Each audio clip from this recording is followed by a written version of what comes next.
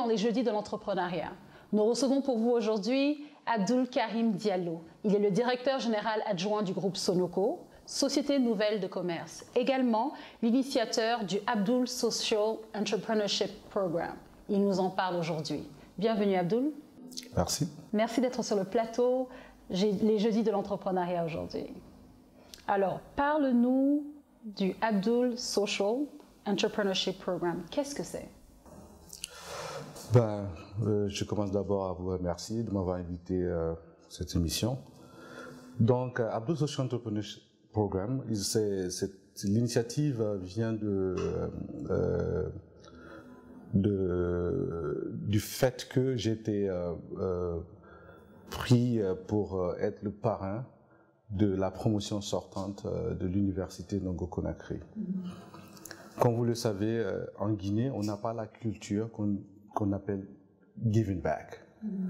Donc aujourd'hui, moi, mon intention, c'est de pousser à mes collègues, aux entrepreneurs guinéens, aux hommes d'affaires guinéens, d'inculquer cette culture de giving back, c'est-à-dire redonner à sa communauté.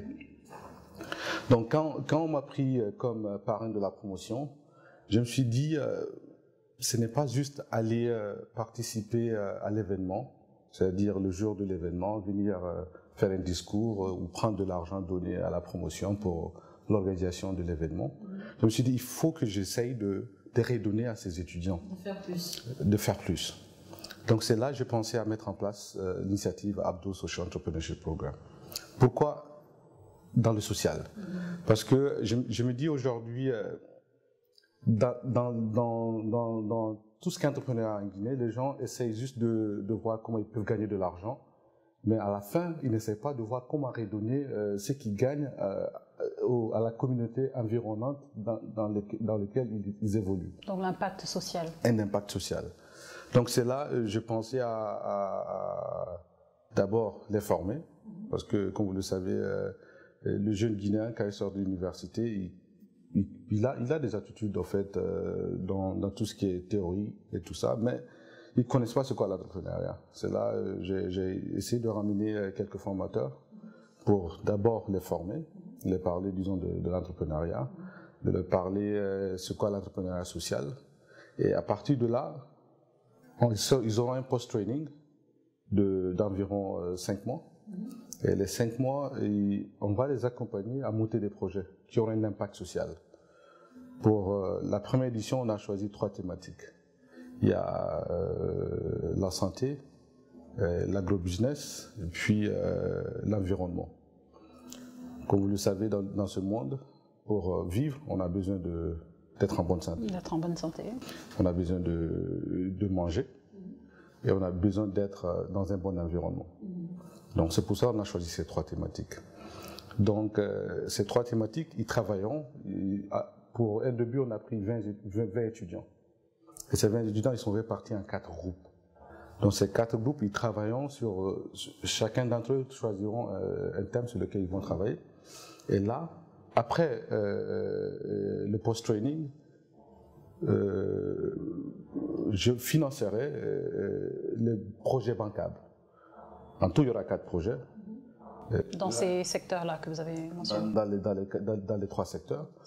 Je financerai le projet bancable. Et l'engagement que j'ai pris, si les 4 projets sont bancables, je financerai les 4. Et si c'est un seul qui est bancable, c'est le seul que je financerai. Et après, on les suivra, parce qu'il y aura un capital investment dedans. Ce ne sera pas que prendre de l'argent et le donner. Donc, ACEP sera actionnaire dans la structure, mais pour une durée déterminée. Ça peut aller de 5 ans à 6 ans. Et après, quand on voit que l'entreprise, disons, ils peuvent maintenant avancer sans nous, on sort du capital et puis ils continuent leur aventure. Alors, les bénéficiaires, est-ce que c'est tous ces sortants d'université? En fait, pourquoi j'ai choisi d'aller avec UNC? C'est parce que pour commencer, il faut commencer quelque part. Mais l'idée, c'est pas que pour UNC. L'idée, c'est pour tous les jeunes Guinéens. N'importe quel jeune Guinéen sortant de l'université peut bénéficier, disons, de cet accompagnement. Mais pour un début, ça sera juste les lauréats de l'UNC. pour la première édition. Et cette première édition a déjà commencé Là, déjà, on a fini la formation. C'était une formation de 2 semaines qui s'est tenue au niveau de l'hôtel Sheraton. Là, ils ont fini et le post-training commence lundi. Alors Abdoul, tu es également le directeur général au sein du groupe familial Sonoko. Quelle est la dynamique que tu apportes en tant que jeune entrepreneur avec la réalité du monde dans lequel nous vivons, dans le contexte guinéen? Quelle est la dynamique que tu apportes au groupe? Pour commencer, le groupe Sonoko, comme vous l'avez bien dit, c'est un groupe familial qui a été fondé par mon père en 1992. Au début, la société s'appelait SGI, Société Guinéenne d'Investissement, SGI. En 2004, on a changé de nom, c'est devenu Société Nouvelle de Commerce. Pourquoi le commerce? Parce qu'à la base, notre activité était principalement le commerce, le trading, l'import. Donc, j'ai rejoint la société en 2008. Quand j'ai rejoint la société, il y avait environ 11 employés dans le groupe en 2008. Et vous aviez quel âge à l'époque? En 2008, j'avais mes 23 ans. Donc, il y avait 11 employés. Donc, c'était purement commercial. Donc, au début, j'étais trop chaud. Je me disais, je connaissais tout. Je venais de finir l'université.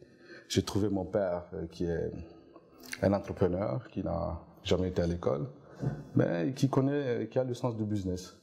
Donc, je voulais lui montrer que oui, je connaissais mieux que lui. Donc, et après, il m'a dit, hey, tranquille, reste tranquille. Mais après, j'ai compris que pour instaurer une confiance entre moi et lui, il fallait que je reste derrière lui pour un début, comprendre le business, comprendre l'environnement. Et c'est ce que j'ai fait. Et donc, à partir de 2010, j'ai été nommé directeur général adjoint du groupe. Et là, c'est là que j'ai commencé à travailler département par département. Parce qu'au début, je m'évadais, j'allais dans tous les sens. Donc, j'ai essayé de travailler département par département et instaurer cette confiance, montrer à mon père que, oui, s'il me laisse la direction du groupe, je pourrais atteindre l'objectif qu'il me fixera. Donc, j'ai commencé par département au niveau ressources humaines. On a essayé de mettre en place une politique, recruter des personnes compétentes. Comme vous le savez, pour qu'une entreprise aille de l'avant, il faut réellement avoir un capital humain qualifié. Donc c'est là où on a commencé à recruter un capital humain réellement qualifié. Après, aller au niveau du commercial, restructurer en fait le département commercial, changer la stratégie commerciale. Et après, en 2 ans, on a pu réellement mettre en place une structure solide. Et là, c'est là que j'ai décidé maintenant, d'accord, ok, on est dans le commerce, mais le commerce c'est un début. On dit, quand tu veux atteindre un objectif, la stratégie que tu as utilisée pour arriver à un niveau, tu ne peux pas utiliser la même stratégie pour dépasser ce niveau. C'est comme si vous ramenez l'échelle, vous voulez monter à 2 mètres. Dès que vous arrivez à 2 mètres, il faut changer l'échelle et avoir l'échelle qui dépassera de 2 mètres. Donc là, je me suis dit, donc il faut maintenant essayer de produire les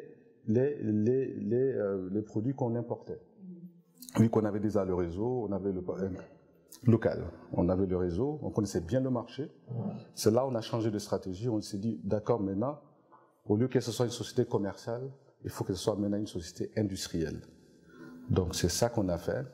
Et on est allé investir dans l'agro-industrie avec les Moulins d'Afrique, aujourd'hui qui est l'un des plus grands moulins de la région, qui produit aujourd'hui plus de 1000 tonnes par jour. Et de là aussi, on a essayé de se diversifier, aller dans les autres secteurs. Parce que vu que le marché guinéen, c'est un marché qui n'est pas trop grand, donc si on veut grandir, on est obligé de se diversifier. C'est là où on a investi dans d'autres secteurs, donc comme dans l'industrie métallurgique, dans la construction, dans les services comme la logistique, la manutention, le transit. Et aujourd'hui, on est en train d'investir dans pas mal de secteurs, toujours dans l'agro-industrie. On a racheté la société Nestlé. Aujourd'hui, on est en train de relancer l'usine. Vous l'avez racheté en Guinée ou... En Guinée, la société Nestlé en Guinée, on l'a racheté il y a presque une année. Et aujourd'hui, on est en train d'investir aussi dans l'industrie des boissons, qu'on compte inaugurer, si tout va bien, d'ici d'ici 5 mois. Ça sera la plus grande unité de production de boissons en Guinée. Donc ça sera, il y aura les eaux aromatisées, il y aura l'eau, les boissons énergisantes et puis les boissons naturelles. Ça, c'est des projets à venir très bientôt. Très bientôt, oui. D'accord. Alors Abdoul, tu l'as dit tout à l'heure, lorsque tu as intégré le groupe familial, tu as dû commencer, j'ai envie de dire, au bas de l'échelle, en apprenant le métier, en restant derrière le directeur, le père, pour comprendre... Quelles ont été les plus grosses difficultés, non seulement au sein de l'entreprise, malgré qu'elle est familiale, mais également en tant que jeune entrepreneur par rapport au contexte guinéen? Tu venais d'ailleurs, tu es allé à l'école ailleurs et tu es rentré en Guinée. Qu'est-ce qui a été le plus difficile pour toi? Je peux dire d'abord, c'est comment, si je prends l'exemple en fait, du fait que je travaille dans l'entreprise familiale, c'est comment gérer la relation familiale et la relation professionnelle entre moi et mon père. C'est intéressant ça. Donc ça, c'était pas évident. Donc à la maison, c'est le papa, disons au bureau, c'est le patron. Donc comment scinder les deux? Donc ça n'a pas été évident, mais à la fin, j'ai pu m'entendre avec lui que au bureau, c'est pas mon père. Donc je peux lui dire ce que je pense par rapport au business. Dieu merci, il l'a accepté. À la maison, c'est mon père. Donc sans te renvoyer? Sans me renvoyer. Donc on a pu régler ce problème. De l'autre côté aussi, comme je disais, ce qu'on apprend à l'école, ça te sert, on peut dire, à 20% dans les affaires. Surtout dans le pays comme le nôtre. Parce qu'en général, les études de marché, on ne se fie pas à ça en Guinée. On peut faire des études de marché, mais après, on se rend compte que... il y a la réalité du terrain. Il y a la réalité du terrain. Donc ça, c'était réellement un sérieux problème que, après, au fil des années, j'ai pu comprendre que oui, certes qu'on doit faire, disons, des études de marché, mais on ne se fie pas toujours aux études de marché. Donc c'était réellement compliqué pour moi. Et de l'autre côté aussi, au niveau, on peut dire de l'administration, parce que, vous savez, dans le secteur privé, on est dynamique, on veut faire les choses rapidement, mais quand tu viens au niveau du secteur public, les gens, des fois, sont un peu lents, ils veulent prendre leur temps, et des fois, ça nous freine, en fait, ça nous freine dans nos activités. Mais les choses commencent à changer. Maintenant, au niveau de l'administration, on retrouve des jeunes dynamiques qui viennent aussi de l'Occident, qui ont fait... Ça facilite le rapport. Ça facilite, ouais, ils comprennent, ils ont le sens, disons, du business aussi. Donc ça nous aide réellement à avancer rapidement. Mais sinon, au début, c'était pas évident. Au travers d'ACEP, tu aimerais redonner à la communauté, tu aimerais redonner à la société. Quels sont les conseils que tu peux donner aux jeunes entrepreneurs, que ce soit qui soient comme toi dans un groupe familial ou qui soient en train de commencer de zéro, absolument aucune base? Quel est le conseil que tu peux leur donner? En fait, le conseil il est simple. Pour entreprendre, on ne prend pas l'ascenseur. Comme je disais au début, et quand je suis venu, j'étais pressé. Pour moi, je pouvais tout changer en un clin d'œil. Mais j'ai compris qu'il fallait prendre les escaliers et voir l'alentour, comprendre l'environnement. Et est-ce que tu t'es déjà découragé? Jamais. Parce que pour moi, c'est pas dans ma culture d'abandonner ou de me décourager. C'est pas dans ma culture. Mon père, depuis quand j'étais jeune, j'ai toujours, disons, eu une vision de son business parce qu'il me consultait tout le temps, même quand j'étais petit. Donc je savais que ça n'allait pas être facile. Je le savais. Et lui, il était tout le temps courageux. Donc j'ai vu ça en lui. Donc il m'a inculqué cette culture d'être toujours, disons, là et ne pas... De tenir bon, ne pas abandonner. De ne pas abandonner. Donc le conseil pour continuer sur la question, le conseil que j'ai, il ne faut pas que les jeunes se disent qu'ils peuvent arriver là où ils veulent facilement. Ça ne sera jamais facile, ça c'est sûr et certain.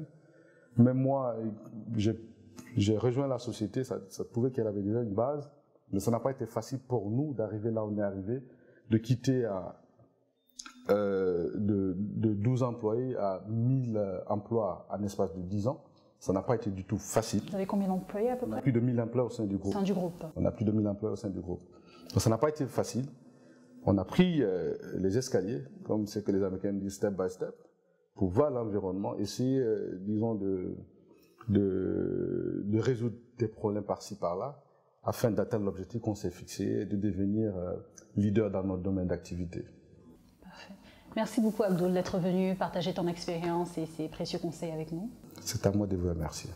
Nous avons reçu pour vous aujourd'hui Abdoul Karim Diallo. Il est le DGA du groupe Sonoco et également l'initiateur du Abdoul Social Entrepreneurship Programme. Nous vous disons à bientôt dans un nouveau numéro.